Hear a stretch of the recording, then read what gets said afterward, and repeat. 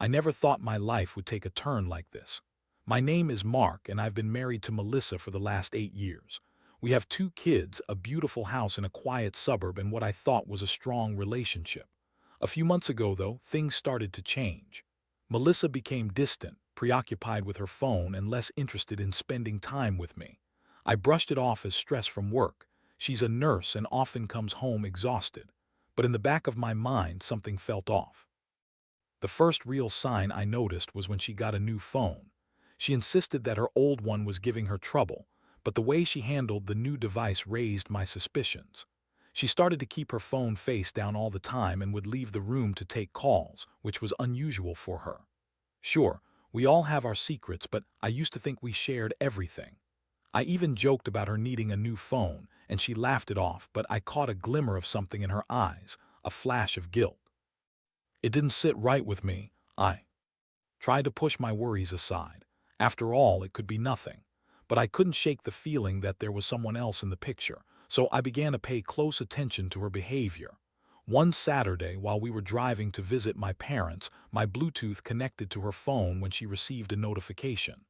The screen lit up, revealing a text from a number I didn't recognize. It simply read, "Can't wait to see you tonight, babe." I felt a knot form in my stomach. That day in the car, I was distracted, my mind racing with possibilities. I tried to shake it off, but paranoia crept in. I needed proof, not just gut feelings. My chance came unexpectedly a week later when Melissa left her phone on the kitchen counter while she went to the bathroom. I hesitated for a moment, torn between my desire to respect her privacy and the urge to dig deeper. Curiosity won, and I picked up the phone. Unlocking it was easier than I expected. She had used a simple pattern. My heart started racing as I opened her messaging app. The first thing I saw was a conversation between her and a man named Jake. The messages were flirty and intimate, filled with inside jokes and references to things I never knew about. Then I found audio messages, voice notes, where she laughed and talked about how boring I was in bed compared to him. My heart sank. She mocked me, calling me a good dad but a terrible husband. I felt sick to my stomach as I played the voice notes back, hearing her giggles and playful banter with him. When she came back into the room, I quickly set the phone down, trying to act normal, but inside I was reeling. This wasn't just a text. It was a betrayal so deep that I could barely breathe. I knew I had to confront her, but I also knew the conversation would change everything. Later that evening, after the kids went to bed, I took a deep breath and called her into the living room. She walked in, smiling, but I could see the flicker of uncertainty in her eyes. "What's up, Mark?" she asked, feigning innocence. My heart raced as I tried to find the words.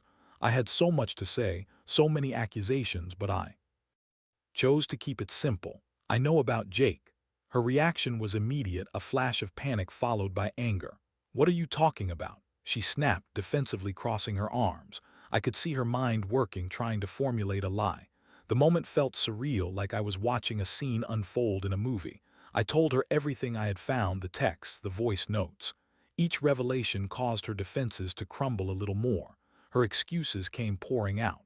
"It's just harmless fun, Mark.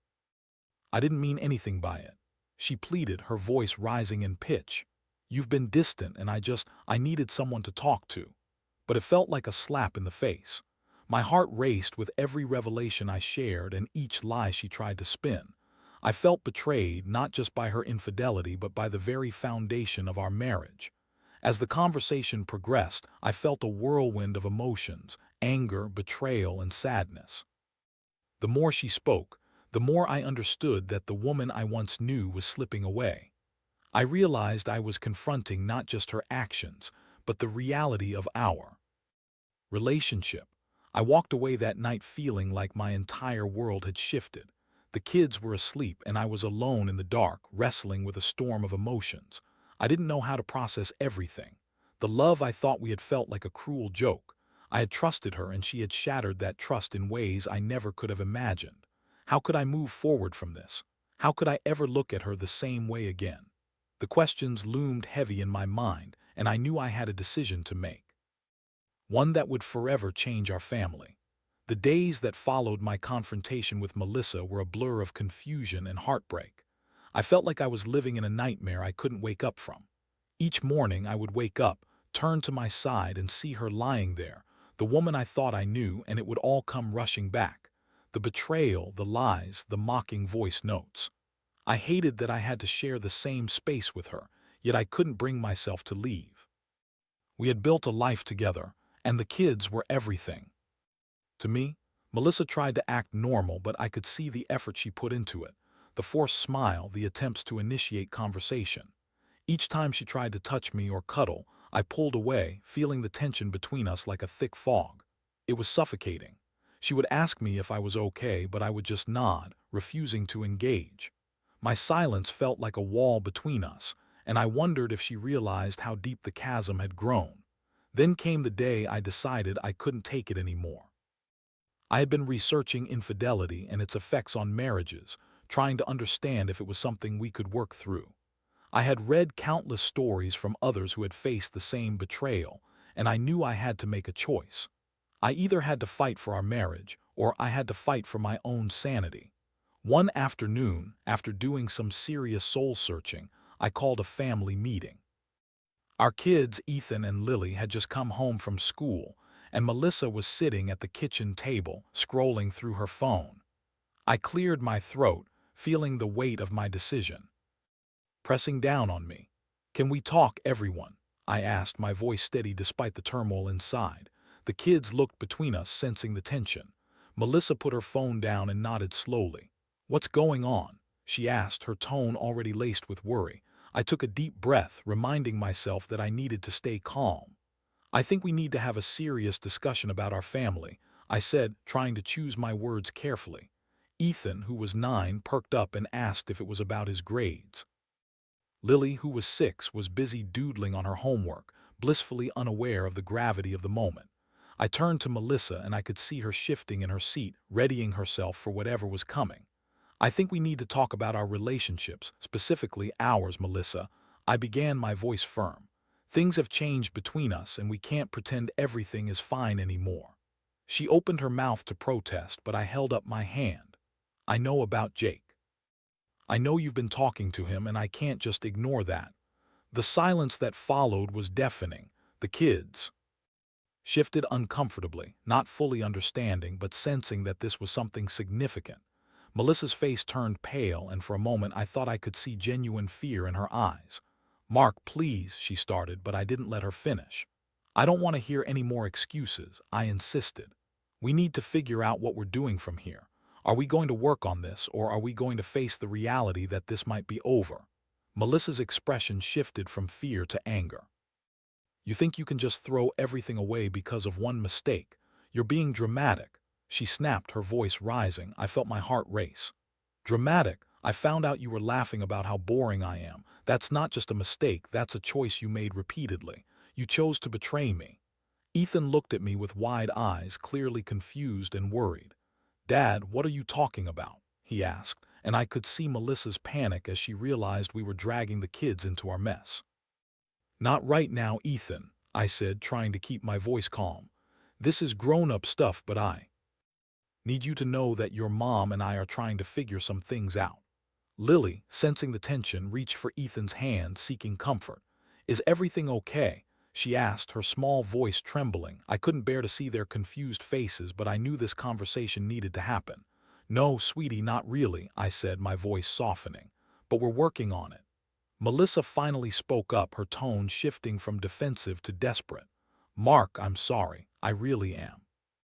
It was just stupid fun. I didn't mean for it to go this far." "Fun?" I scoffed, my incredulity boiling over. "You think it's fun to destroy our family, to mock me? You made a choice, and now we're all dealing with the fallout." The tension was palpable. I looked at my children, and for a moment I felt the weight of the world on my shoulders. I couldn't let this situation spiral out of control, not in front of them. I took a step back, trying to regain my composure. "Melissa, we need to figure this out. I don't know if I can forgive you, but I owe it to the kids to try and at least talk about it." She nodded, her eyes glistening with tears. "I want to fix this, Mark. I'll do anything. But could I believe her? Could things ever go back to the way they were?" The truth hung in the air, and I knew our journey was just beginning. I was still grappling with the betrayal, still feeling the sting of her words, but I had made my decision. I had to try, if only for the kids. I just didn't know if trying would be enough. Over the next few days, our household felt like a battlefield. Melissa and I were like two soldiers caught in a war we never wanted to fight. We went through the motions of family life, cooking meals, helping the kids with homework, and sitting together on the couch at night. But there was an invisible wall between us that no amount of verbal reassurance could break down. I could see that she was trying to win back my trust, but my heart was still heavy with the betrayal. Every time she hugged me or tried to initiate intimacy, I felt a wave of disgust wash over me. It wasn't that I didn't want to be close to her. It was that every time I looked at her, I was reminded of the laughter she shared with Jake, the secrets they exchanged, and how she mocked me behind my back. It was a vicious cycle. I wanted to forgive her, but the pain of betrayal kept dragging me back into doubt. I began going to counseling, seeking to understand what I truly wanted. The therapist encouraged me to explore my feelings and provided an outlet for my anger. I shared the voice notes, the texts, and the hurt they caused. It was cathartic to let it all out. I left each session feeling a little lighter, but it also made me realize that my heart was far from healed. Meanwhile, Melissa had started attending her own sessions. I didn't know what she was discussing with her therapist, but I hoped it was helping her reflect on her choices. One evening, she came home and sat me down, looking more serious than usual. "Mark, I've been thinking a lot, and I want to show you that I'm committed to repairing our marriage," she said, her voice trembling slightly. "What do you mean?" I replied, feeling a mix of curiosity and skepticism. "I want to delete my social media accounts. I want to cut contact with Jake completely. I know I messed up, but I can't keep pretending like it didn't happen. I need to prove to you that I'm serious about us," she said, her eyes pleading. Part of me wanted to believe her, wanted to hope that she would make the effort to change. But another part of me wondered if this was just another act, a way to manipulate the situation to her advantage. "Are you sure you're ready to do that?" I asked, trying to gauge her sincerity. "Absolutely," she replied. "I want to focus on us and our family. I'm willing to do whatever it takes." And so, in a moment that felt surreal, she sat next to me and began scrolling through her phone. The tension in the air was thick as she prepared to delete her accounts. I held my breath, half excited and half skeptical.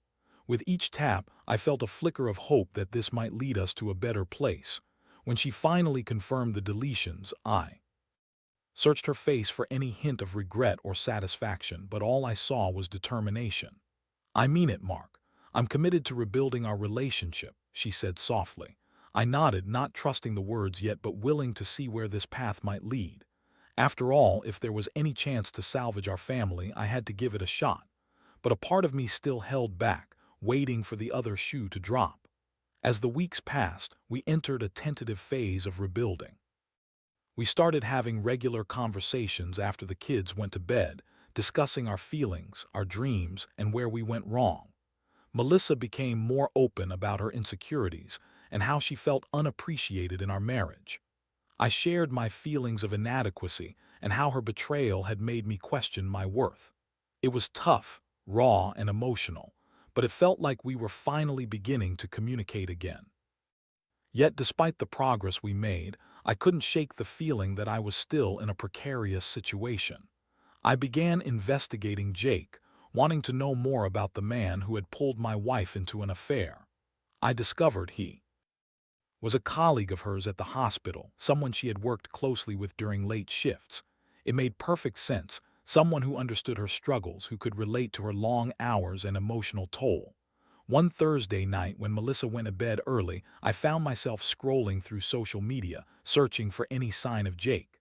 I wasn't stalking, but I needed closure. After a few searches, I found him. His profile was public, and I couldn't resist clicking on it. What I saw sent chills down my spine. Pictures of him with a wide grin, posing with friends, and a few of him with Melissa. They looked cozy together in one of the photos, and I felt a rush of anger flood my system. How could she allow it to go that far? Was this what she had meant by harmless fun? That night, I tossed and turned in bed, my thoughts a chaotic storm. The more I thought about it, the angrier I became. I realized that I needed to confront Jake, not just for my own peace of mind, but to truly put my foot down and stand up for my family. I formulated a plan, fueled by the mix of anger and determination coursing through me. If I was going to fight for my marriage, it would be on my terms. I would not let her infidelity define my worth or our family. I decided it was time to take action to face the man who had come between us. He needed to know that I was still here, that I wouldn't let him take what was mine without a fight. The next day I called him. When he answered, I felt a rush of adrenaline course through me. "Jake, we need to talk." When I dialed Jake's number, my heart was racing. I felt a mix of apprehension and determination. It wasn't a decision I made lightly. I had spent the night grappling with the thought of confronting him, the man who had disrupted my life and my family. When he picked up, there was a moment of silence on the line, each second stretching out like a taut rubber band ready to snap. "Hello," he said, sounding disinterested at first. I could practically hear him fidgeting on the other end, probably not expecting my call. "Jake, it's Mark. We need to talk," said, trying to keep my voice steady despite the whirlwind of emotions threatening to spill over. There was a pause. "Mark, about what?" he asked, his tone shifting from casual to guarded. "About you and my wife," I replied, feeling the heat rise to my face. "I want to know what the hell you thought you were doing." He let out an awkward laugh as if he thought this was some sort of joke. "Look, man, it was just a fling. It didn't mean anything," he said, almost dismissively. "Didn't mean anything." I spat back, my anger bubbling to the surface. "You think it was just fun for her? You think it's okay to play with people's lives like that?" He was quiet for a moment, perhaps gauging how serious I was. "I didn't mean to hurt anyone. We were just having fun," he finally muttered, but his insincerity only fueled my rage. I took a deep breath, trying to remain composed. "You need to understand something, Jake. Melissa and I have kids, a family. What you did is not just some stupid mistake. It's a betrayal that affects our entire lives. I'm not going to let you walk away from this without consequences." He scoffed, sounding more annoyed than apologetic. "What do you want me to say? I didn't force her into anything. She's an adult, Mark." I clenched my fist, my patience wearing thin. "You may not have forced her, but you actively participated in destroying our marriage. I'm asking you to cut contact with her. No more texts, no more calls. You need to respect that she's trying to fix her marriage." There was a hitch in his voice, as if he was finally realizing the gravity of the situation. "You can't tell me what to do," he replied, but there was less bravado in his tone now. "I can and I will," I said, my voice firm. "If you care at all about the implications of your actions, you'll do the right thing. If I ever find out you're still in contact with her, I will make it very difficult for you. You need to understand that I'm not backing down." After a tense silence, he finally relented. "Fine. I won't contact her again, but you need to keep in mind that this isn't going to fix everything." I hung up, my hands shaking slightly. There was a mix of triumph and anger coursing through me. I had stood up for my family, but I still felt a gnawing doubt. Would he actually follow through? Would Melissa respect my wishes, or would there be another deceit around the corner? When I returned home, I found Melissa in the living room, curled up on the couch, scrolling through her phone. She looked up as I entered, a hint of nervousness in her eyes. "Hey, how was your talk?" I took a seat across from her, trying to gauge her reaction. "I spoke to Jake," I said bluntly. Her expression shifted, a flash of panic crossing her face. "What did he say?" "He promised to cut off all contact with you," I replied, watching her closely. "But I need you to be honest with me. Do you want this? Do you want us to work on our marriage?" She looked at me, and for a moment I could see the conflict in her eyes. "I do, Mark, I really do. I know I messed up. I'm so sorry," she said, her voice trembling. I felt an ache in my chest. "Melissa, I need you to understand that this isn't just about saying the right things. It's about showing me through your actions that you mean it. I'm willing to try if you are." "I am," she insisted, her voice steadying. "I want to go to counseling together. I want to prove to you that I can be the wife you deserve." I nodded, feeling a flicker of hope amidst the turmoil. "I think that's a good start, but it's going to take time. Trust isn't rebuilt overnight." "I understand," she replied, her eyes softening. "I'll do whatever it takes, Mark. I'm committed to making this work." That night we sat together on the couch, talking about our future, our dreams, and how we could rebuild trust. It felt like we were laying the groundwork for something new, but the specter of Jake lingered in the background, a constant reminder of the fragility of our situation. As we talked, I realized that while I might be willing to give her another chance, I needed to be cautious. I wouldn't let my guard down completely until I was sure this was real. The scars of betrayal might fade, but they would always be there, a reminder of what we had been through. In the following days, we settled into a routine of counseling and open communication. I could see Melissa trying. She was more attentive, more engaged. She even suggested date nights to rekindle the spark we had lost. At times, it felt like we were reconnecting, but then I would catch myself doubting her intentions, replaying the voice notes in my mind and wondering if I was just fooling myself. I had taken steps to protect myself emotionally.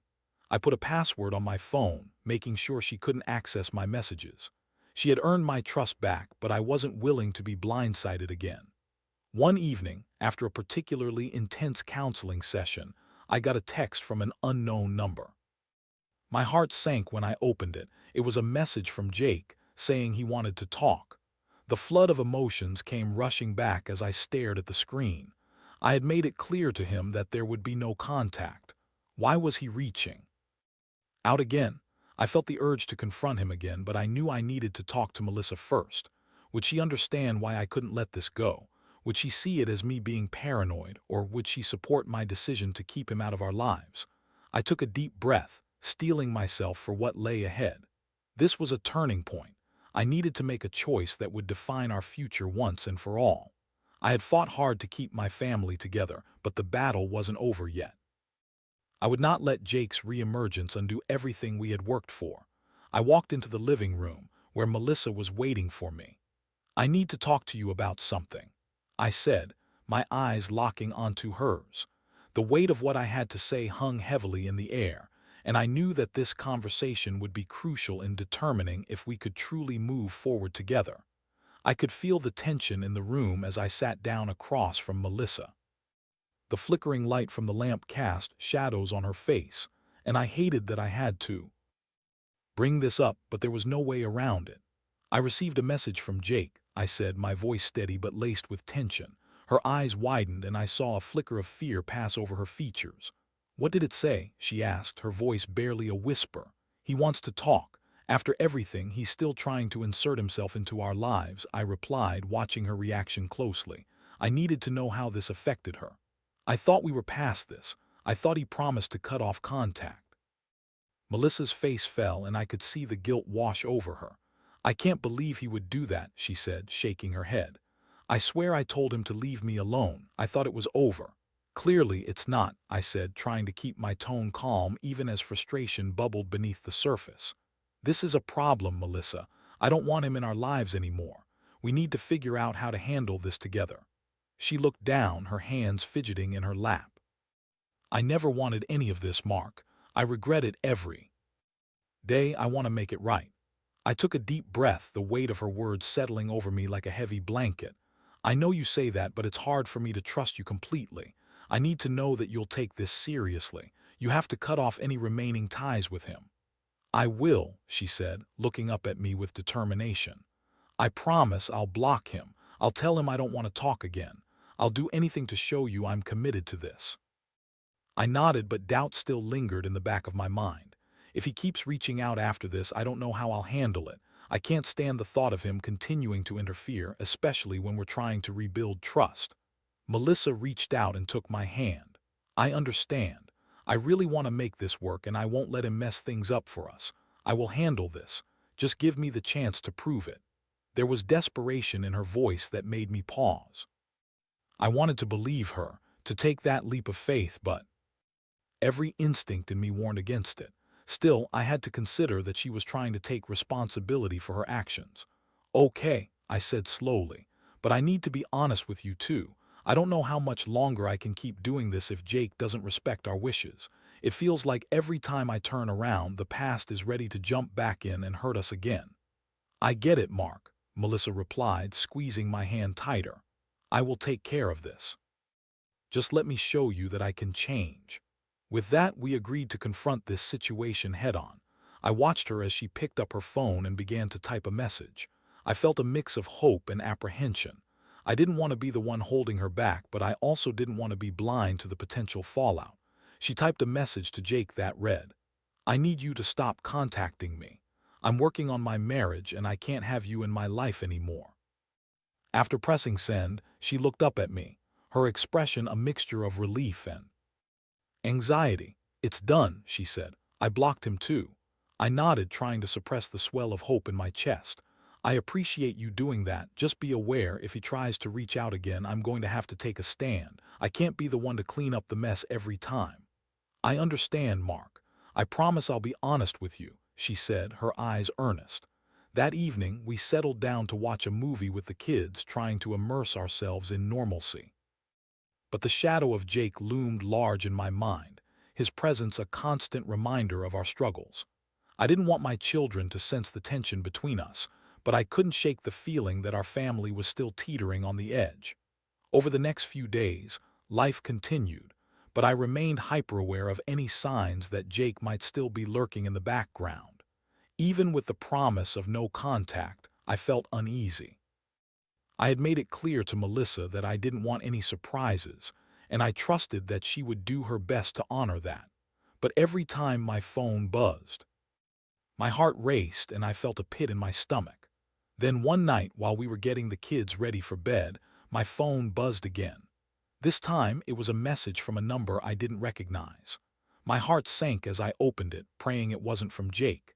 To my relief, it was just a work-related message. I let out a breath I didn't realize I was holding, but that relief was short-lived when I heard Melissa's phone vibrate on the counter. I turned to look at her and she was glued to her screen, her face pale. "What is it?" I asked, trying to keep my voice even.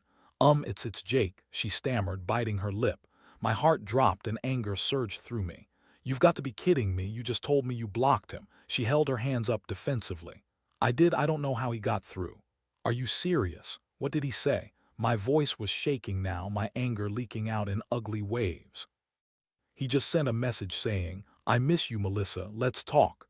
There was panic in her eyes, and I could see she was just as bewildered as I was. "Why is he still trying to contact you?" I was practically shouting, and I hated myself for it. "I don't know," she exclaimed, tears welling in her eyes. "I thought I handled this. I thought he would respect my decision. I swear I didn't want this to happen." In that moment, I felt the last fragments of trust I had for her start to crumble. "You know what? I don't care what he wants. I'm done with this. I can't keep doing this dance where he pops up every time we try to be a family." "Mark, please," she pleaded, her voice trembling. "I love you. I want to fix this. I'll deal with him, I promise. Just don't give up on me." I closed my eyes, feeling the weight of the world on my shoulders. I didn't want to give up on her. I wanted to believe that we could work through this. But how many chances was I supposed to give? "I need time to think," I replied, my voice low. "I can't do this right now." I walked out of the room, leaving her standing there with tears streaming down her cheeks. I felt like I was caught in a never-ending cycle of pain and betrayal, and I didn't know how to break free. My heart ached for my family, but I couldn't shake the feeling that we were still on shaky ground. I needed to decide if I was willing to keep fighting for our marriage or if I should finally let go. The decision loomed before me, pressing down like a weight I couldn't escape. Would I really be able to forgive her if this kept happening? Or was it time to finally admit that I deserved better? I walked into the backyard, desperate for fresh air and clarity. The stars twinkled above me, a stark contrast to the chaos swirling in my mind. I needed to figure out what I truly wanted before the darkness consumed me entirely. It was now or never. I had to confront the reality of our situation and decide if love was enough to save us or if it was time to close this chapter for good. Standing in the backyard under the blanket of stars, I felt utterly lost. The cool night air did little to calm the storm raging inside me. I had fought hard to keep my family together, but each time I thought we were making progress, something would pull us back into that dark abyss. I took a deep breath, trying to ground myself and reflect on where we stood. Melissa had made a choice that could never be undone.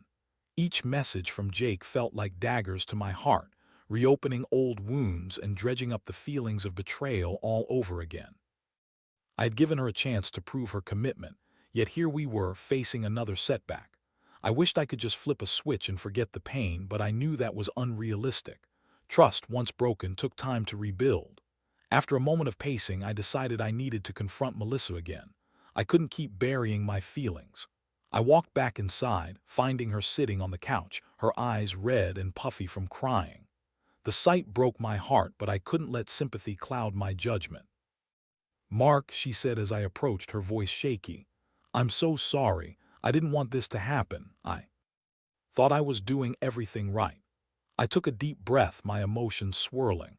"Melissa, I know you're trying, but the reality is that this keeps happening. Every time I think I can trust you again, Jake's name comes back into the picture and I can't take it anymore. It's tearing me apart." "I didn't ask for this," she pleaded, her hands clasped together. "You have to believe me. He doesn't mean anything to me. I swear to you, I love you." "I need to know that you're really committed to us," I said, trying to keep my voice steady. "This can't keep happening. You need to block him for good. I want you to show me that you're serious about fixing this." She nodded vigorously, her gaze intense. "I will. I promise, Mark. I'll make sure he knows it's over. I won't let him interfere with us anymore. I just need you to trust me." I felt a flicker of hope once more, but self-doubt gnawed at me. "Trust is earned, Melissa. Right now, I'm not sure if I can give you that. I need more than promises, I need actions. And if this happens again," I hesitated, knowing the weight of my words. "If this happens again, I don't know if I can stay." Her face fell, tears spilling down her cheeks. "I'll do whatever it takes, Mark. I want to fix this. I'll talk to him and I'll make sure he knows to back off. Just give me a chance." I wanted to believe her. I really did. But in that moment, I felt like I was standing at a crossroads and I had to make a choice that would affect the rest of my life. The thought of starting over or living with the constant reminder of betrayal was daunting. "Okay," I said slowly, my voice firm. "But this is the last chance. You need to understand the gravity of what's at stake here. Our kids, they deserve a stable home, and I can't provide that if there's uncertainty hanging over us." Melissa nodded, her eyes filled with determination. "I know. I'll do everything right this time. Just give me the opportunity to show you that I can be the wife you deserve." With a deep breath, I decided to take that leap of faith, albeit cautiously. "Let's make a plan together. We can attend counseling more frequently, and I want to be involved in every step of this process. It's time to start fresh, but it has to be a mutual effort." "I agree," she said, her voice steadying. "I want us to rebuild. I promise to block him tonight and text him that it's over. I'll show you that this is where I want to be." As she spoke, I felt a spark of something, hope. It was fragile but real. We talked late into the night, discussing our dreams for the future, our family, and the steps we could take to heal. It felt like we were finally peeling back the layers of hurt and resentment, eager to uncover what had once connected us. In the days that followed, Melissa kept her word. She blocked Jake and even told her friends about what had happened, removing any possibility of him coming back into our lives through mutual acquaintances. I felt a burden lift slightly. It was a step in the right direction, but I knew our journey was far from over. We both continued counseling, focusing on rebuilding our trust and communication. The sessions were intense, filled with raw emotions, but they forced us to confront the uncomfortable truths about our relationship. I began to feel the walls I had built around my heart soften, and while I wasn't ready to fully let her back in, I was willing to work towards it. Slowly, we began to reconnect. Date nights became our sacred time, where we would reminisce about our early days and explore the things that had drawn us together in the first place. We laughed, shared dreams, and for the first time in a long time I felt hopeful about our future. Yet the fear of what had happened lingered like a shadow, reminding me that our journey was ongoing. It took time, and while we still faced moments of doubt, we kept moving forward together. I learned that love is not just a feeling, it's a choice, a commitment to fight for one another despite the challenges life threw our way. Reflecting on everything we had been through, I realized that I had grown stronger, more resilient. I had learned to voice my needs, to set boundaries, and to stand up for my family. While I hoped we would never face such a betrayal again, I knew that I was equipped to handle whatever came our way. In the end, this experience taught me that love is an imperfect journey, one filled with missteps, but also with the possibility of redemption. Every day was a new opportunity to choose each other again, and together we were determined to prove that our love could weather any storm. As I looked at Melissa, I saw a woman who was willing to fight for us, and I found comfort in knowing that we were both committed to making our family whole again. It would take time, but I believed we could find our way back, one step at a time. And sometimes that was enough.